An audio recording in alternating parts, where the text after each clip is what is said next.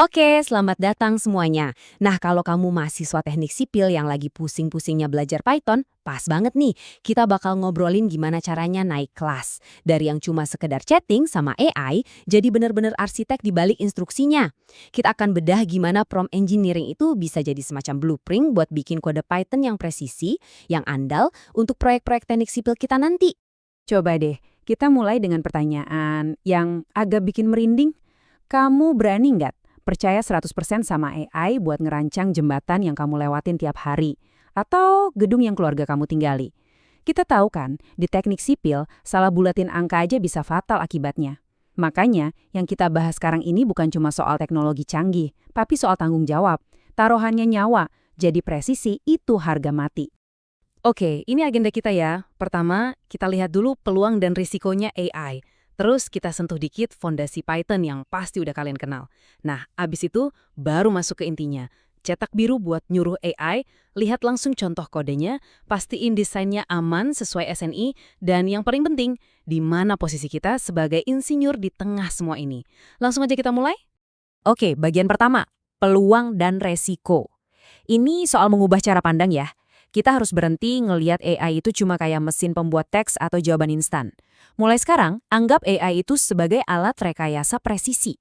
Alat yang butuh perlakuan khusus, butuh disiplin, dan metodologi yang benar-benar ketat.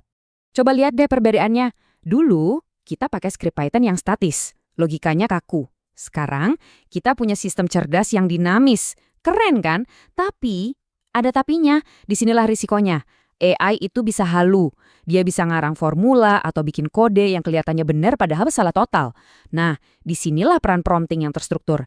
Ini bukan lagi sekedar nanya, tapi ini udah jadi semacam protokol quality control kita. Tujuannya buat mastiin outputnya benar dan bahkan bisa kita paksa buat patuh sama standar kayak SNI.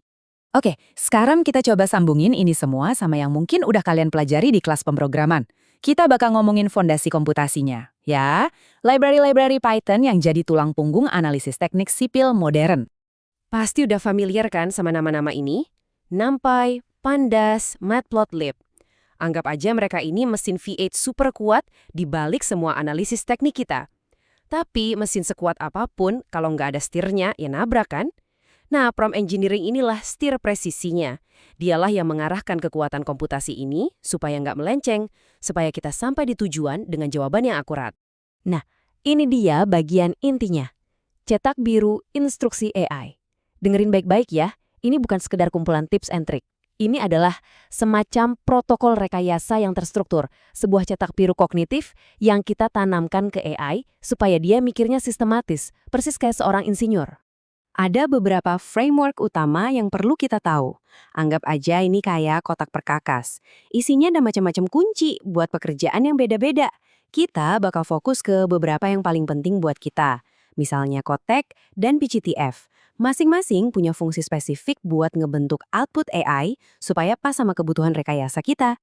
Yang pertama, Chain of Thought atau COT. Gampangnya gini, kita maksa AI buat nunjukin cara mikirnya, langkah demi langkah. Jadi dia nggak boleh ujuk-ujuk ngasih jawaban akhir, dia harus jabarin dulu prosesnya. Kenapa ini penting? Buat analisis yang rumit, ini krusial banget. Kita jadi bisa nge-audit prosesnya, nyari kalau ada logika yang salah.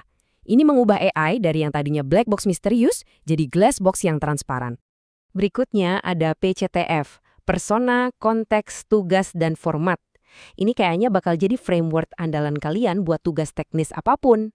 Gini cara kerjanya, kita kasih AI sebuah persona, misalnya kamu adalah insinyur struktur. Terus kita kasih konteks proyeknya, definisikan tugasnya secara spesifik, dan tentukan format output yang kita mau. Ini persis kayak ngasih briefing proyek yang super lengkap ke asisten insinyur. Jadi hasilnya pasti relevan dan terstruktur.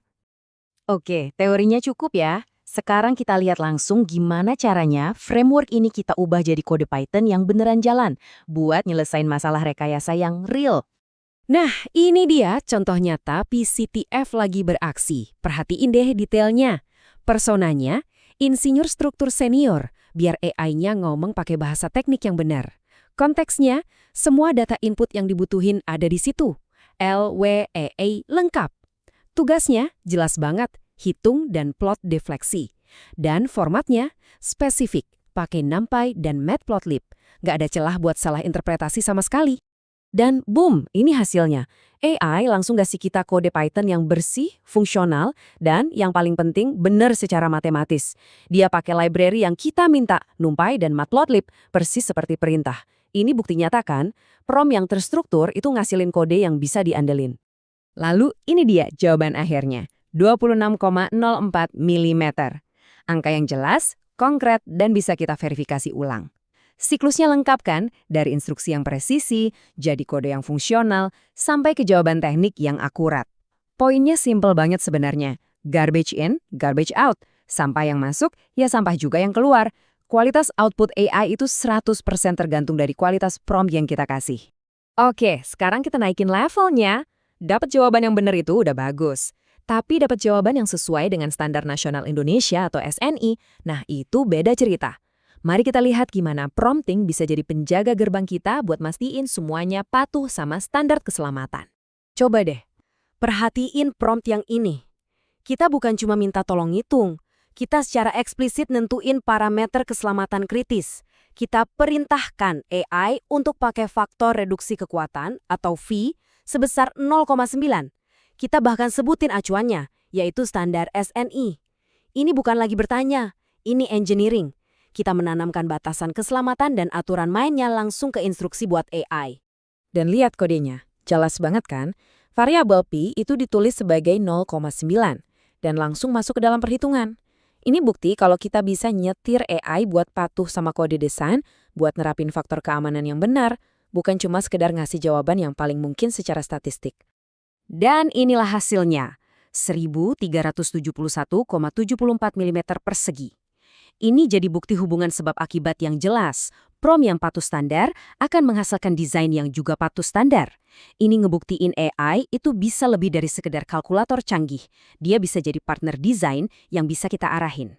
Oke, kita sampai di bagian terakhir dan bisa dibilang ini yang paling penting. Dengan alat sepowerful ini di taman kita, terus apa dong peran kita sebagai insinyur?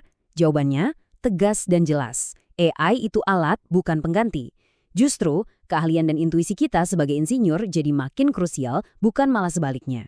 Jadi, ada 3 aturan main yang wajib kalian pegang. Pertama, selalu pakai framework. Jangan pernah ngasih prompt asal-asalan. Mulai aja dari yang simple, PCTF. Kedua, verifikasi semuanya. Jangan pernah telan mentah-mentah output AI. Cek ulang, hitung manual kalau perlu, lakukan sanity check. Dan yang ketiga, ini yang paling penting. Ingat, kalian otoritas terakhir. Tanggung jawab final soal keselamatan dan desain itu ada di pundak kalian sebagai insinyur, bukan di mesin. Sebagai penutup, ingat ini baik-baik. AI itu akselerator, bukan autopilot. Dia cuma bisa bikin mobil kita lari lebih kencang, tapi tangan kita harus tetap disetir. Tanggung jawab profesional atas keselamatan tiap balok, tiap kolom, tiap fondasi, itu akan selalu ada di tangan kita, insinyur manusia. Jadi, gunakan alat ini dengan bijak, dengan disiplin rekayasa, dan yang paling penting, dengan kesadaran penuh akan tanggung jawab